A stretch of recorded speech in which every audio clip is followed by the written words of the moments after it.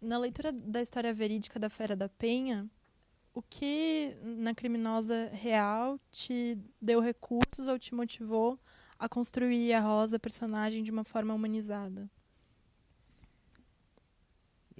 Eu acho que é engraçado, porque é difícil, não dá pra saber muita coisa dela, né? Por mais que você leia, como fala ali no fim do filme, ela não quis falar muito sobre. Ela chegou na delegacia, depois que ela confessou, ela disse que ela era culpada, que ela queria ser presa, que ela não queria se defesa.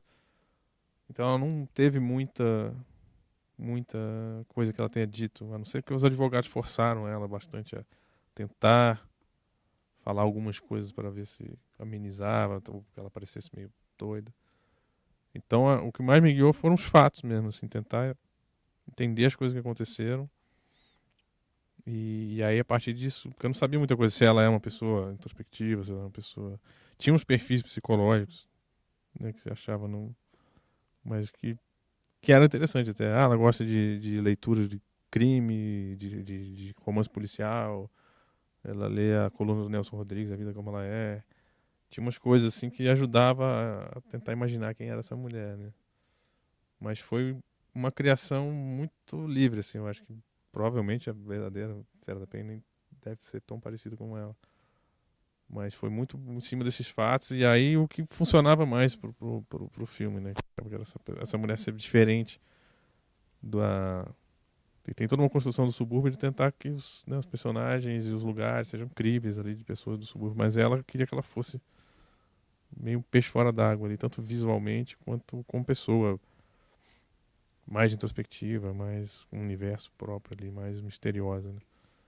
Então, na verdade, foi muito o que se tornava mais forte para a história do que os fatos reais de como ela era realmente. A televisão costuma tratar casos como esse de uma forma muito sensacionalista. Você se propõe a desconstruir a relação entre o público e é, questões cristalizadas pela mídia através da linguagem do cinema? É isso que me instigou, de certa forma, né? Quando eu li a história, esse sensacionalismo todo, que me instigou a querer fazer essa história de uma forma mais humana, mais intimista e trazer isso para perto, porque todos esses crimes hediondos que acontecem sempre tem uma coisa de se demonizar, de se desumanizar e dizer isso não é comigo, isso é uma aberração.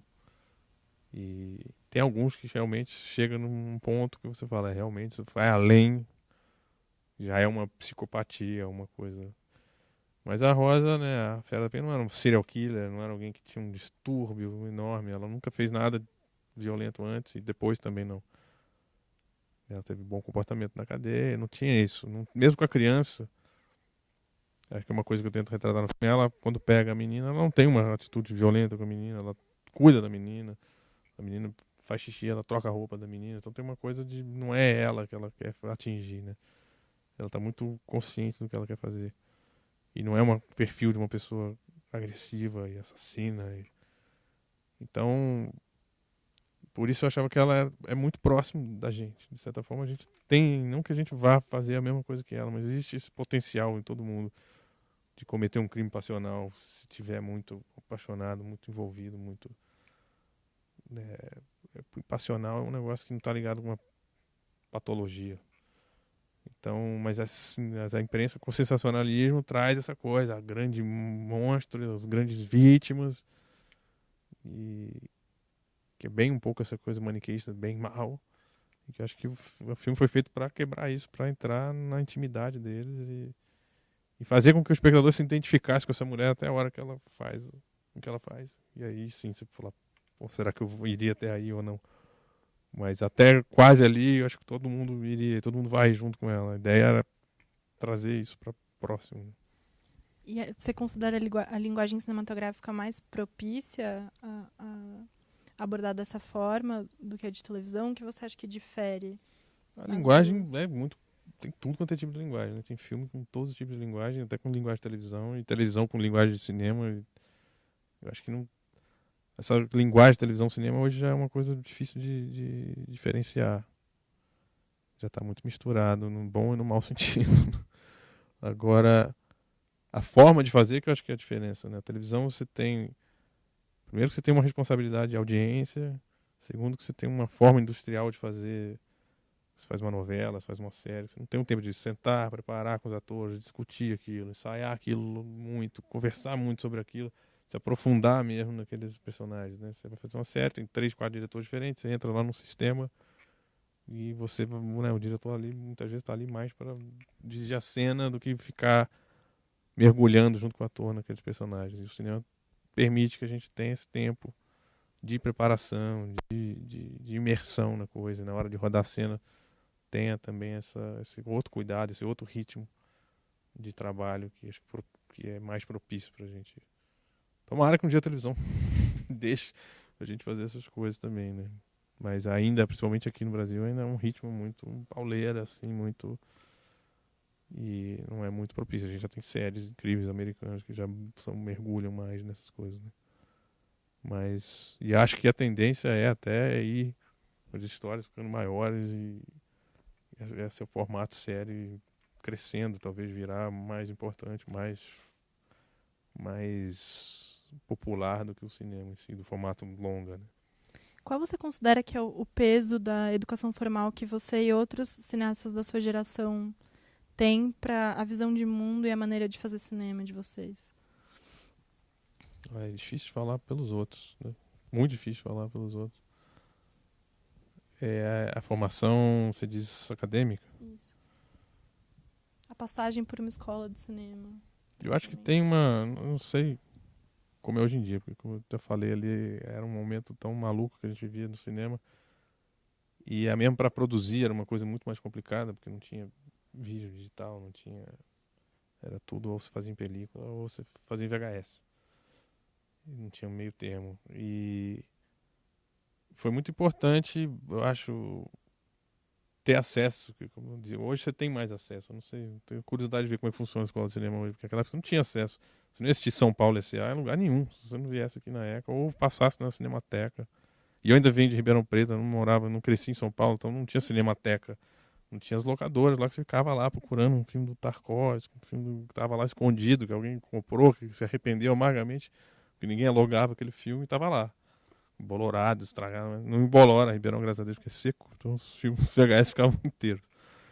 Mas era um rato de locadora, assim, então pra conseguir. Então quando eu chegava aqui, pô, era um paraíso, né? Um monte de coisa que eu ficava lendo de história do cinema, um monte de filme. Ficava lendo sobre grift, não tinha nada de grift pra ver. Aí chegava aqui e via o que era, entendeu? Então, pra mim teve esse peso de ver e ver em 35, a maioria dos filmes. Então tem uma outra relação também de você sentar na sala e ver como era pra ser visto, né, esses filmes no cinema, né, com o tempo que você precisa, não é ali no computador, não é em casa. Então acho que teve uma formação importante de ver muitos filmes que eram inacessíveis e da forma como a gente via, né, o respeito de ver daquela forma. Mas depois você quebra isso tudo, né? Depois você vai pro mundo e vai fazer seus filmes, e vai pro teatro, e vai tudo que eu fiz também, muita coisa vai expandindo mais ainda, né? Você vai indo mais além de pequenas regras, depois você fala, pô, a coisa é muito mais livre, né? Não sei como é hoje, mas não se podia ser muito livre naquela época, na hora de fazer as coisas. Mas o mundo lá fora funciona de outra forma. Mas eu acho que tem pra minha geração que teve aqui, que teve em escola de cinema, que na época tinha 3 escolas de cinema no Brasil,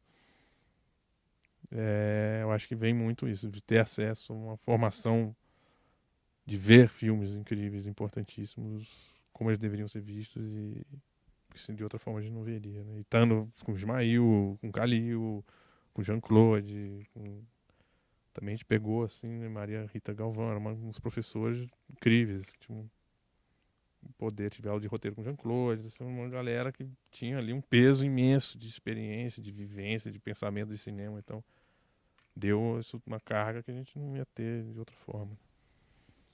Como você acha que sua experiência como ator influencia nas suas escolhas de elenco? Eu acho que a experiência de ator influencia em muitas coisas que chegam na escolha de elencos. Influencia desde a hora que eu vou escrever o roteiro, de pensar esses personagens e de trabalhar uma complexidade maior dos personagens Porque às vezes também, quando você escreve um roteiro, uma pessoa que não tem a relação tão próxima com o ator, tenta passar determinadas coisas, ou contar algumas coisas, através de uma cena, uma coisa narrativa, e às vezes a coisa que eu quero tá ali num silêncio entre uma fala e outra, tá? E eu sei que eu vou conseguir aquilo do ator. Então eu aposto nisso desde o roteiro, que eu vou trazer por que essa relação do Bernardo e da Rosa de repente não funciona mais? Tá numa cena, na praia, ali, que de repente a coisa desanda e que tem uma construção que é só a atuação deles que vai passar. Não é uma coisa que eles dizem diretamente, não é um fato que acontece. Então me permite jogar mais para eles e confiar que eu sei que eu vou conseguir aquilo. E, e na hora de escolher, de ser muito. Porque cada ator é um ator, é uma pessoa. Eu acho que não é todo ator que faz qualquer coisa. Então você tem que ser muito. Tem que ter alguma coisa naqueles atores que tem a ver com aqueles personagens, intimamente com aqueles personagens, para eles trazerem isso. Então eu acho que ajuda nessa relação, de entender qual é a relação do ator com o personagem, como é que. Saber que ator, cada um funciona de um jeito. Então não tem uma fórmula de você dirigir, nenhuma fórmula de você achar o melhor ator para aquele personagem. Mas é de ver na pessoa ali, entender como a pessoa é, às vezes, para ver que ela tem a ver. Muita coisa da Leandra, que eu conhecia a Leandra pessoalmente, dela, pessoa, eu sabia que eu ia conseguir ter no personagem, porque eu conhecia ela e eu via que ela era daquele jeito. Não só do que eu tinha visto ela atuando, então eu sabia que podia tirar aquilo dela, sabe? Então, mesma coisa com o Millen, que eu já convivia bastante, então eu acho que ajuda muito nessa sensibilidade de entender a pessoa ali e falar, essa pessoa vai se encaixar nesse personagem. Você pode falar um pouquinho dos seus próximos projetos? Não, é tudo secreto. Nenhumzinho? brincando. Tá uma confusão na minha vida, agora tá cheio de coisa acontecendo, mas eu tô começando a escrever um novo roteiro, que também se passa no Rio de Janeiro. E aí, o ano passado eu ganhei um edital da Rio Filme para desenvolver, que é uma coisa fundamental, ter dinheiro para desenvolver o roteiro, porque a gente fica escrevendo na guerrilha, nas horas vagas, não dá. E esse é um roteiro que tem alguns fatos reais, mas a história e os personagens também não são... É muito menos real do que muito inspirado em fato real do que o Lobo, mas o contexto que ele está situado, que é um contexto meio de jogo ilícito e criminalidade do Rio, que é misturado com política, com famílias que têm controle de coisas lícitas também, mas que controlam isso, enfim. E aí tem uma história de 3 personagens no meio. Eram 2 personagens, agora estão virando 3 e tá ficando meio triângulo de novo, no meio desse universo. E chama Os Enforcados, vai ser produzido pela Golani também. Mas tá bem, assim, eu nem ouso falar muito sobre a história, porque tem um argumento que já está mudando muita coisa, tá sendo uma pesquisa também enorme sendo feita para entender melhor esse universo. E tá bem no embrião nem comecei a escrever propriamente, né? Então não dá para falar muito da história, mas é um filme maior do que esse, em termos de dinheiro. Mas tem muita coisa semelhante. Também vai ser um filme que depende muito dos atores, depende muito desses personagens complexos e contraditórios. E uma coisa, tô terminando um documentário agora, acaba montando ele, fechando a montagem de mim pra cá. Que também é feito pela Golani, que eu dirigi junto com o Sérgio Machado, que chama Aqui Deste Lugar, que a gente fez um filme de cinema direto, que a gente acompanhou 3 famílias que recebem o Bolsa Família. Que o ano passado foi 10 anos que tinha o Bolsa Família, é uma coisa que muita gente fala, muito pouca gente sabe direito o que é, ninguém sabe direito quem são essas pessoas. E a gente foi atrás de acompanhar a vida deles. Fizemos uma pesquisa gigantesca, filmamos tudo quanto é estado, e acabamos chegando em 3 famílias que a gente acompanha de cinema direto, né? Eu entrava na casa deles, passava o dia inteiro com eles, indo pro trabalho, voltava, não sei o que. Foi uma experiência incrível também. Fiquei o ano passado quase inteiro fazendo. E que tá ficando pronto agora, finalmente. O documentário é um negócio que você entra com uma tesão, depois você fala, por que eu tô fazendo isso? Eu não tô fazendo uma ficção, cara. Esse negócio pode ir pra todo lado. Você vai montar um documentário, você quer morrer, sair correndo, se matar. Aí quando termina, você fala, nossa, ótimo, lindo, incrível, quero fazer outro. Mas eu sofro, porque na ficção você tem mais controle do que você tá fazendo no documentário. Na hora que você tá filmando é uma delícia, porque você vai vendo como a vida vai virando uma mise-en-scène, como que as coisas vão surgindo. E já a hora de montar é uma angústia, mas tô acabando a angústia. Fiquei feliz hoje.